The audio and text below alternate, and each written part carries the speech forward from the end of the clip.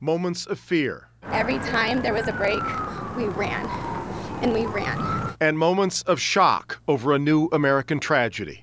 An armed madman firing down on thousands of innocent concertgoers. Dozens of lives ended. Our collective sense of security shattered. Tonight, moments of silence. For the victims of the attack in Las Vegas. And of tribute to those lost and to the survivors who will never be the same. Topping our news tonight at 11, stories of survival and heroism continuing to emerge as we learn more about who we lost in last night's massacre. Yeah, it really is a surreal thing to say, but we're thankful to report the death toll of 59 has not risen since our last newscast. Sarah Dolph is in Las Vegas tonight with the latest on the investigation and the aftermath of this tragedy. And we're saddened and we're sorry. A somber vigil a day after bullets rained down on the Las Vegas Strip. Evil showed its face last night, but love is showing its face this morning. At least 59 killed and more than 500 wounded when 64-year-old Stephen Paddock used a hammer to break 2 windows in his suite at the Mandalay Bay Hotel and began firing on a crowd of country music concertgoers below.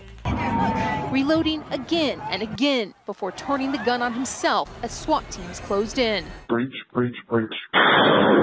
Paddock is described as a wealthy retiree who would travel to Vegas to play high-stakes poker, gambling more than $10,000 a day several times in recent weeks, according to law enforcement. His brother offered few clues to a possible motive. It's just like an asteroid fell out of the sky. There was nothing that would say he would do this kind of thing.